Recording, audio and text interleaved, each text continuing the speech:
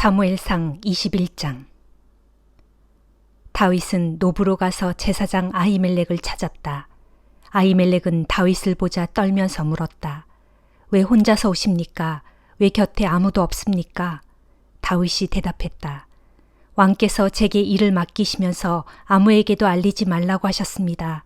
그래서 부하들을 다른 곳에 있으라고 지시한 것입니다.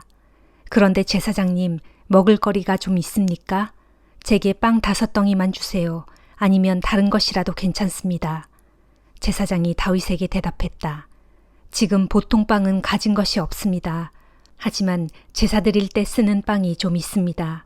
만일 당신의 부하들이 여자를 가까이 하지 않았다면 그 빵을 드릴 수 있습니다. 다윗이 대답했다. 원정길에 나서면 늘 그랬듯이 우리는 3일 전부터 여자를 가까이 하지 않았습니다. 보통 임무를 수행할 때에도 그렇게 해야 하는데 지금은 특수한 임무를 띠고 출정하고 있는데 오죽이나 깨끗하지 않겠습니까? 그러자 제사장은 다윗에게 거룩한 빵을 내주었다. 성소에 차려놓았던 빵 말고는 다른 빵이 없었기 때문이었다. 제사장이 다윗에게 준 빵은 그날의 따뜻한 빵을 새로 차려 넣으면서 주 앞에서 물려낸 빵이었다. 그런데 바로 그날 사울의 신하 중 한 명이 거기에 와 있었다. 그는 어떤 일로 주의 성소에 와서 머물고 있었다. 그는 에돔 사람 도액으로 사울의 양치기들 가운데 우두머리였다. 다윗이 제사장 아히멜렉에게 또 한 가지를 부탁했다. 혹시 제게 주실 창이나 칼이 있습니까? 왕의 명령을 급히 따르다 보니 칼이나 창을 가져올 겨를이 없었습니다. 제사장이 대답했다. 당신이 예전에 엘라 골짜기에서 쳐 죽인 블레셋 장수 골리앗의 칼이 여기에 보관되어 있습니다.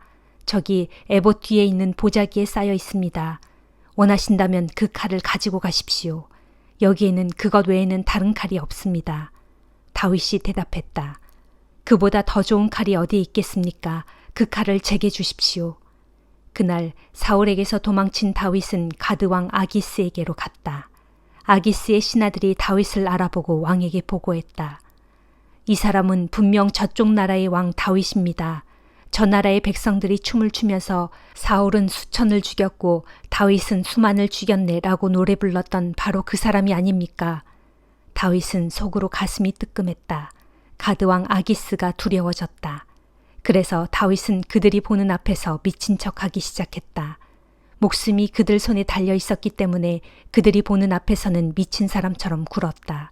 문짝을 극적거리고 수염에 침을 흘렸다. 아기스가 신하들에게 말했다. 저자를 보거라. 저자는 미치광이가 분명하다. 어째서 저런 자를 내 앞에 데리고 왔느냐. 나에게 미치광이가 부족해서 이런 자까지 내 앞에 끌어다 놓았느냐. 이런 자를 어찌 나의 궁전에 들여놓았느냐.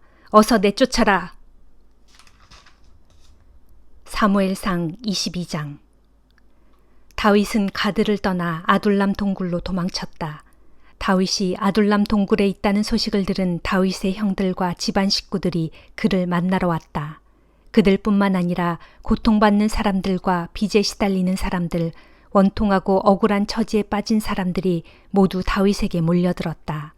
다윗은 그들의 우두머리가 되었다. 대략 400명 정도가 다윗을 따르며 함께 지냈다. 다윗은 거기에서 모압 땅의 미베스로 가서 모압 왕에게 간청하였다. 하나님께서 저의 앞날을 위해 어떤 일을 하실지 알게 될 때까지 저의 부모님이 이곳에 머물도록 허락해 주십시오. 다윗은 자기 부모를 모시고 모압 왕에게로 갔고 다윗이 자기 은신처에 있는 동안 그의 부모는 모압 왕과 함께 살았다. 어느 날 예언자 갓이 다윗에게 말했다. 이런 산중에 머물지 마시고 유다 땅으로 들어가십시오. 그래서 다윗은 그곳을 떠나 헤레숲으로 들어갔다. 한편 사울은 다윗이 무리들을 거느리고 나타났다는 소문을 들었다. 사울은 기브아 언덕의 석류나무 아래에서 손에 창을 들고 앉아 있었고 그의 신하들이 빙둘러 서 있었다. 사울이 신하들에게 말했다. 베냐민 사람들아 잘 들어라. 이새의 아들이 너희 모두에게 밭과 포도원을 줄 수 있겠느냐? 너희들 모두에게 천부장도 시켜주고 백부장도 시켜줄 수 있겠느냐? 그런 것 때문에 너희가 모두 그자와 한패가 된 것이냐? 내 아들이 이새의 아들과 서로 맹세하고 손을 잡았는데도 그것을 나에게 말해주는 자가 하나도 없었다. 나를 걱정해주는 사람이 아무도 없다. 내 아들이 내 신하를 부추겨 나를 죽이려 하는데도 그것을 나에게 알려주는 사람이 아무도 없다. 그때에 사울의 신하들 가운데 에돔 사람 도액이 서 있다가 사울에게 말했다. 이새의 아들이 노베에 있는 아히두베 아들 아히멜렉을 만나는 것을 제가 보았습니다. 아히멜렉은 다윗이 앞으로 어떻게 해야 좋을지 주께 묻고 또 그에게 먹을 것도 주었습니다. 게다가 블레셋 장수 골리앗의 칼도 그에게 넘겨주었습니다. 사울왕은 즉시 노부로 사람을 보내어 제사장 아히멜렉과 그의 가족들을 모두 잡아들였다. 사울이 아히멜렉에게 말했다.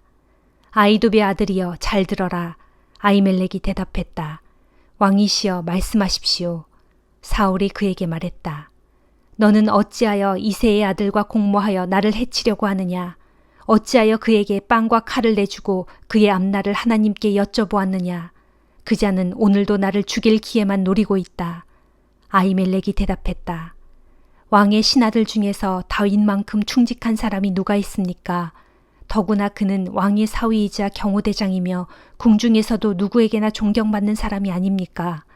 제가 그를 위해 하나님께 여쭤본 일도 이번이 처음이 아니지 않습니까? 아무쪼록 이 종과 종의 집안에 대해 죄를 묻지 말아 주십시오. 저는 이 모든 일에 대해 아무것도 아는 바가 없습니다. 그러나 왕이 선언했다. 아히멜렉은 들어라. 그대와 그대의 온 집안은 죽어 마땅하다. 사울 왕은 호위병들에게 명령했다. 너희는 당장 주의 제사장이라는 이자들을 쳐 죽여라. 이들은 다윗과 공모하여 내게 반역을 꾀한 자들이다. 다윗이 내게서 도망친 줄을 뻔히 알면서도 내게 한마디를 귀뜸도 해주지 않은 배신자들이다. 그러나 왕의 신하들은 주의 제사장들을 감히 치려고 하지 못했다. 그러자 왕이 도액에게 명령했다. 내가 나서서 저 제사장들을 쳐 죽여라. 그러자 도액이 달려들어 제사장들을 쳐 죽였다. 그날 도액이 그 자리에서 학살한 사람은 세마포 옷을 입은 제사장만도 85명이나 되었다. 도액은 거기에서 그치지 않고 제사장들이 사는 마을인 노브로 가서 남자와 여자, 어린아이와 젖먹이를 가릴 것 없이 온 주민을 학살하고 소떼와 양떼, 나귀떼와 염소떼까지 모두 쳐 죽였다. 그러나 아히두베 손자요 아히멜렉의 아들인 아비아달은 용케 피신하여 다윗 일행이 머문 곳으로 갔다. 그는 다윗에게 사울이 주의 제사장들을 학살한 소식을 전했다. 다윗이 아비아달에게 말했다. 모두 제 잘못입니다. 그날 에돔 사람 도액이 거기에 있는 것을 보고 그가 틀림없이 사울에게 고자질할 것이라는 생각을 했었습니다. 당신 집안이 몰살당한 것은 제게 책임이 있습니다. 이제 이곳에서 저와 함께 지내도록 하십시오. 조금도 두려워하지 마십시오. 당신의 목숨을 노리는 자는 제 목숨 또한 노리고 있습니다. 저와 함께 있으면 안전할 것입니다. 고린도전서 3장. 형제들이여, 나는 여러분에게 영에 속한 사람에게 말하듯이 말하지 않고 육에 속한 사람들에게 말하듯이 말할 수밖에 없었습니다. 여러분은 그리스도 안에서 아직 어린아이에 지나지 않기 때문입니다. 나는 여러분에게 단단한 음식은 먹이지 않고 젖을 먹였습니다. 여러분이 단단한 음식을 먹을 준비가 되지 않았기 때문입니다. 그런데 여러분은 지금까지도 단단한 음식을 감당할 수 없습니다. 여러분은 여전히 육에 속한 세상적인 사람입니다. 지금 여러분 가운데 시기와 다툼이 있다는 사실이 바로 여러분이 육에 속한 세상적인 사람이라는 증거가 아니고 무엇이겠습니까? 여러분은 육에 속한 세상 사람들처럼 인간의 악한 본성에 따라 행하고 있습니다. 여러분 가운데 어떤 사람들은 나는 바울파다라고 주장하고 또 어떤 사람들은 나는 아볼로파다라고 주장하고 있다고 하니 이것이 여러분이 아직 육에 속해 있다는 증거인 것입니다. 그렇다면 아볼로는 무엇이고 또 바울이 무엇입니까? 우리는 단지 일꾼들에 불과합니다. 우리는 주께서 우리 각자에게 맡기신 일을 했을 뿐이고 그래서 여러분은 우리를 통해 믿게 된 것입니다.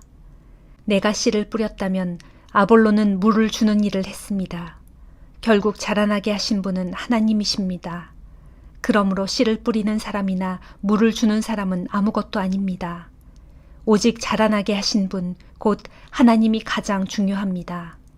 씨를 뿌린 사람과 물을 준 사람은 똑같은 일꾼으로서 그들은 각자 자기가 수고한 만큼 하나님께 품삯을 받게 될 것입니다. 우리는 하나님의 일을 하는 동역자이고 여러분은 하나님의 밭이며 하나님께서 세우신 집입니다. 나는 내게 주신 하나님의 은혜로 한 사람의 지혜로운 건축자가 되어 기초를 놓았고 다른 사람이 그 기초 위에 집을 세우고 있습니다. 하지만 각자는 어떻게 집을 세울지 세심하게 주의를 기울여야 합니다. 아무도 이미 놓아진 기초, 곧 참된 기초이신 예수 그리스도 외에 다른 기초를 놓아서는 절대로 안 됩니다. 바로 그 기초 위에 누가 금이나 은이나 보석이나 나무나 풀이나 집 등을 사용하여 집을 짓는다면 그에 따라 각 사람이 한 일이 그대로 드러나게 될 것입니다. 그날이 오면 그가 한 일이 밝히 드러나게 될 것입니다. 그리고 각 사람이 지은 집은 불로써 그 질을 검증받게 될 것입니다. 그래서 자신이 지은 집이 불을 견디고 그대로 남아있게 되면 그 사람은 상을 받게 될 것입니다. 그러나 자신이 지은 집이 불에 타버리면 그 사람은 상을 잃고 말 것입니다. 그런 사람이라도 비록 자신은 구원을 받겠지만 그 모습이 불 속을 탈출하여 간신히 목숨을 건진 사람처럼 될 것입니다. 형제 여러분, 여러분은 자신이 하나님의 성전인 줄을 알지 못합니까? 여러분 안에 하나님의 성령이 계신다는 것을 알지 못합니까? 누구든지 하나님의 성전을 허물면 하나님께서는 그 사람을 멸망시키실 것입니다. 하나님의 성전은 거룩합니다. 여러분이 바로 하나님의 성전입니다. 아무도 자신을 속이지 마십시오. 만일 여러분 가운데 이 세상에서 지혜롭다고 생각하는 사람이 있다면 어리석은 바보가 되어야 합니다. 그래야 참으로 지혜로운 사람이 될 수 있습니다. 이 세상의 지혜는 하나님께서 보실 때는 아주 어리석은 것입니다. 그래서 성경에 기록하기를 하나님께서는 세상의 지혜로운 자들을 자기 스스로의 꾀에 빠지게 하신다라고 했습니다. 또 성경에 이런 말씀도 있습니다. 주님께서는 세상에 속한 지혜로운 자들의 생각이 얼마나 허망한 것인지 알고 계신다. 그러므로 누구든지 사람에 관한 것을 자랑하지 마십시오. 모든 것이 다 여러분의 것입니다. 바울이나 아볼로나 베드로나 세상이나 생명이나 죽음이나 현재일이나 미래일이나 모든 것이 다 여러분의 것입니다. 그리고 여러분은 그리스도의 것이고 그리스도는 하나님의 것입니다.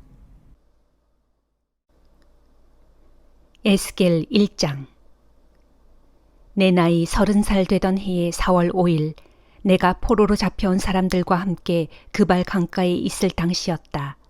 갑자기 하늘이 열리더니 하나님의 환상이 내게 보였다. 때는 유다왕 여호야긴이 바빌로니아 땅에 포로로 잡혀온 지 5년째 되던 해로 그달 5일이었다. 그때에 갈대아 사람들의 땅인 그발 강가에서 부시의 아들인 제사장 나 에스겔에게 특별히 주님의 말씀이 내렸는데 그때 주님의 권능이 나를 온전히 사로잡았다. 내가 보니 북쪽에서부터 큰 폭풍이 불어오고 엄청난 구름이 몰려오고 있는데 그 속에서는 번갯불이 번쩍번쩍하고 그 주위 사방에는 밝은 광채가 가득했다. 그리고 그 광채의 불빛 한가운데서는 벌겋게 달아오른 금속 같은 것이 번쩍이고 있었다. 바로 그 광채의 불빛 한가운데에서 내 생물의 모습이 나타났는데 그들의 생김새는 전체적으로 사람의 모습과 같았다. 그러나 내 생물은 각각 4개의 얼굴과 4개의 날개를 가지고 있었다. 내 생물의 다리는 곧게 뻗어 있었고 그 발바닥은 송아지 발바닥 같았는데 광택을 낸 청동처럼 반짝반짝 빛이 났다. 또 내 생물의 사면에 달린 4개의 날개 밑에는 각각 사람의 손이 하나씩 달려 있었다. 내 생물에게는 각각 얼굴과 4개의 날개들이 있었는데 4개의 날개들은 모두 서로 맞닿아 있었다. 그들 내 생물은 어디론가 움직일 때 몸을 돌리지 않고 일제히 앞으로 곧게 나아갔다. 그 네 생물은 생김새가 각기 다른 4개의 얼굴들을 각자 갖고 있었다. 네 생물의 앞쪽 면은 사람의 얼굴이고 오른쪽 면은 사자의 얼굴이며 왼쪽 면은 황소의 얼굴이고 뒤쪽 면은 독수리의 얼굴이었다. 이것이 네 생물의 얼굴 생김새였다. 그리고 네 생물이 각각 가진 4 날개들 중 2 날개는 위로 펼쳐져 있었는데 그 날개 끝이 서로 연결되어 있었고 나머지 두 날개로는 자기 몸을 가리고 있었다. 각 생물들은 그들의 영이 가려고 하는 곳으로 갈 때 사방 어느 곳으로 가든지 몸을 돌리지 않고서도 가고 싶은 대로 일제히 곧장 앞으로 갔다. 그 생물들의 생김새는 마치 활활 타오르는 숯불이나 횃불 같았는데 그 불이 각 생물들 사이를 앞뒤로 오가며 밝은 빛을 냈고 그 불 가운데서는 번개가 번쩍번쩍 치고 있었으며 그 생물들은 번개처럼 빠르게 이쪽 저쪽으로 왔다 갔다 하고 있었다. 그때에 내가 또 그 생물들을 보니 각 생물들 곁에 땅 위에는 바퀴가 닿아 있었는데 그 바퀴는 각 생물의 내 얼굴을 따라 하나씩 있었다. 그 바퀴들의 모습과 구조를 살펴보니 네 개가 다 똑같은 모습과 구조를 가졌는데 모두 보석처럼 빛이 났고 그 구조는 마치 바퀴 안에 바퀴가 들어있는 것처럼 보였다. 그 바퀴들이 움직일 때는 방향을 돌이키지 않고서도 사방 어느 쪽으로든 앞을 향해 곧장 나아갈 수 있었다. 그 바퀴들의 둘레는 무척 높은 데다 그 네 둘레로 빙 돌아가면서 온통 번쩍이는 눈들로 가득 차 있어서 아주 무서운 모습이었다. 생물들이 움직일 때에는 곁에 있는 바퀴들도 함께 움직였고 그 생물들이 땅에서 떠오르면 곁에 있는 바퀴들도 함께 떠올랐다. 그 생물들은 그들의 영이 가고자 하는 곳이면 어디든지 갔고 또 그 생물들이 움직일 때는 곁에 있는 바퀴들이 함께 떠올라 움직였는데 그것은 그 생물들의 영이 바퀴 속에 있었기 때문이다. 생물들이 움직이면 곁에 바퀴들도 함께 움직였고 생물들이 멈추면 곁에 바퀴들도 함께 멈췄으며 생물들이 땅에서 떠오르면 곁에 바퀴들도 함께 떠올랐다. 그것은 생물들의 영이 바퀴 속에 있었기 때문이다. 그때 내가 또 보니 그 생물들의 머리 위로는 천장 모양의 둥근 덮개 같은 것이 넓게 펼쳐져 있었는데 수정 같은 빛을 띠고 있었고 보기에 심히 두려울 지경이었다. 그런데 천장 모양의 둥근 덮개 밑에는 각각의 생물들이 서로를 향해 두 날개를 맞닿아 펼치고 있었는데 각각의 생물들은 나머지 두 날개로는 자기들의 몸을 가리고 있었다. 그 생물들이 움직일 때 그 날개치는 소리를 내가 들어보니 많은 물이 힘차게 떨어지는 폭포 소리와도 같고 전능하신 분의 천둥 같은 목소리와도 같으며 큰 군대의 함성 소리와도 같았다. 그리고 그 생물들이 가만히 멈추어 서 있을 때는 자기들의 날개를 아래로 들이웠다. 그 생물들이 자기들의 날개를 아래로 들이우고 가만히 서 있을 때에도 그들의 머리 위 천장 모양의 둥근 덮개 위에서는 진동하는 소리가 그치지 않았다.